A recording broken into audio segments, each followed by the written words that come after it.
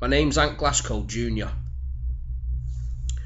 I was brought up in Cheetham Hill, borderline in Salford. I grew up on a little housing estate called Cargate Walk. My dad grew up on a farm down in Derbyshire. He moved to Salford when he was 7 years old. So he came to the city from the country, and I remember him telling me that, he got off the train in Piccadilly, and he was disgusted because there was buses and cars everywhere, and he was used to the wild country lifestyle, and it was the first time he ever seen a car. And he says I remember a story of him telling me that he'd seen this car for the first time, and he thought it was some sort of alien or robot. So he grew up in Salford, which was where he met my mum, and then they lived in Salford for quite a while, and then we moved to Cheetham Hill, where I grew up, the youngest of three. When I was 12 years old, he bought me my first boat.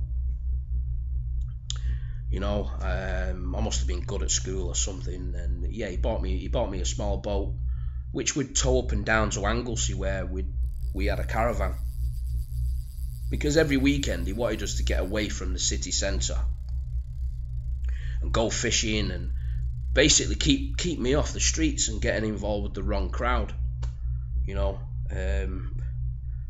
So he played a massive part of my life.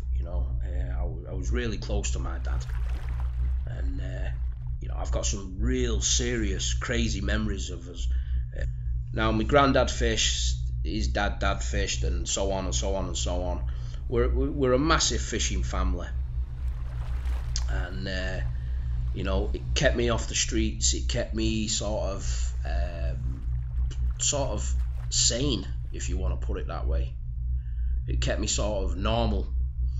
My dad would insist of us going fishing every weekend, or straight after school it would be in the car straight to Castlefield Locks with a pot of worms, and we'd be fishing for big perch under the bridges, which was really cool. Back then you could see the perch swimming round, and the water was that clear. He used to take me everywhere, and when I came along, I was born in 1982, Crumsall Hospital, which was just down the road from where I live now. And we moved into Blakely Village, and it was just a great lifestyle. He got me into rock music, and again got me into fishing, and kept me sort of sane.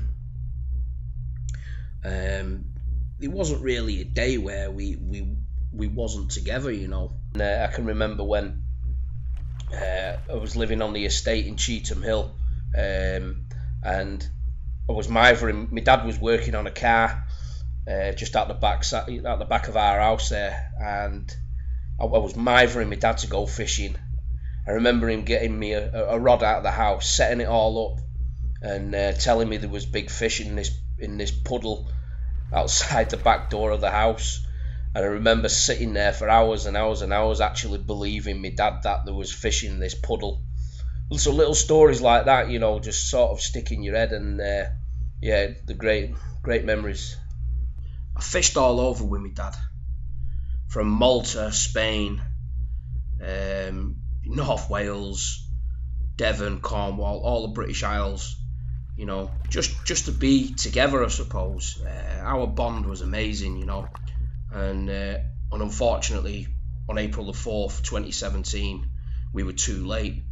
My dad had suddenly passed away in the caravan on the island where it all started, where I mainly learnt to fish.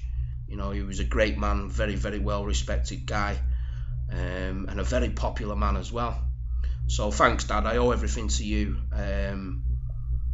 and the show will go on.